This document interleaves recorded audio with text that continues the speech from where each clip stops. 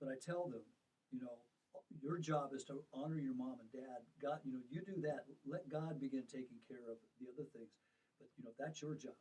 You know, and not to be going around the church saying things like that. You know. Well, and understanding that Hebrews says that the root of bitterness defiles many. So if they are even bitter toward their parents for that, it's like, okay, I understand that you don't appreciate your parents' hypocrisy, but your bitterness is just as sinful, and it steals from you the passion for Christ so that God can make you not be a hypocritical Christ follower. One of the other things I know is rampant in the culture we have today, and it really has permeated into the Christian home more and more of recent years. And that is, maybe someone's thinking right now as they're listening to this conversation, yeah, but you know, if I had married somebody else, I'd be happy. Because that's easy to start thinking. Yeah. You know, we always defer to that. Yeah. Boy, you know, again, the grass is greener type thing. You address that in your book. Yes, and the No Regrets Marriage Conference that we just did in Patterson, my husband made a comment, and he said, you know, the grass is not greener on the other side. The grass is greener where you water it. And it kind of alludes to what you just made a comment about. I'm like, babe, that was like awesome. Because it's so true. We know that it's easy to look over there. And sadly, because of the internet, because of Facebook and all of those things, women will find themselves online with that high school sweetheart who's saying, you look awesome. And they will have an emotional affair with someone while his wife is in bed in the other room. And you're thinking he's a great guy. He's having an emotional affair with you. He's not a great guy.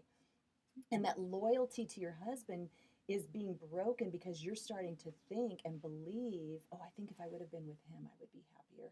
And the truth is, our happiness does not lie in who we are with. The happiness lies in as we press in, as we love Christ with all of our being, that's where our true joy lies. And the joy of the Lord is our strength, Nehemiah 8:10.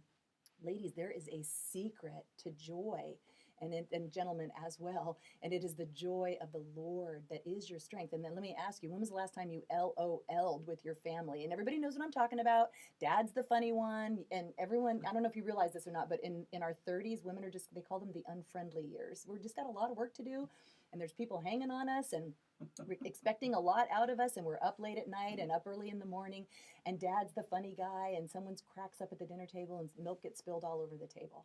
And what do? Do we laugh with the family? No. We point out how hard our job is and how they just made it harder. I was that person, I know.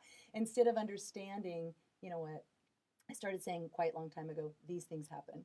These things happen. Just telling myself these things happen. And then allowing, you know, when you're dating, you crack up at the stuff that your husband said before you were married.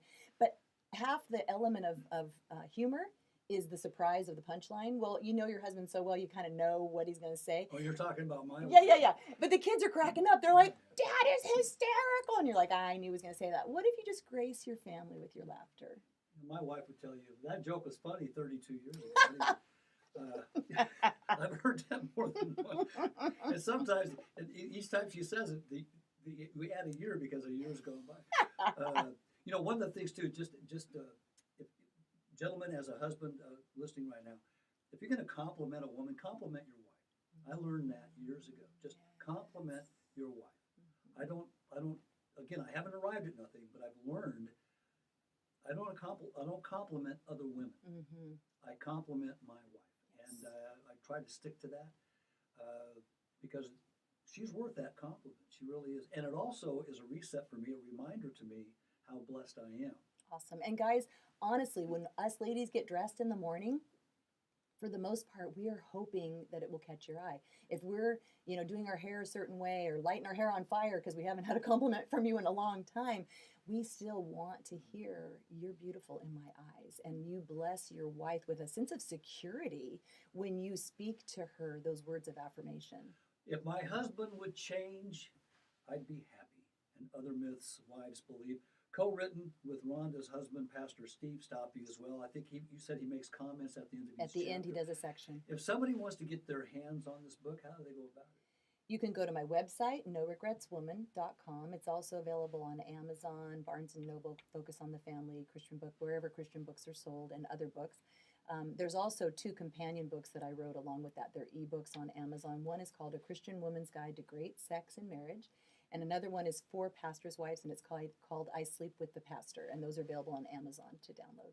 I think very, very important topics to be addressed today, because, you know, the world's view of some of those topics is so skewed.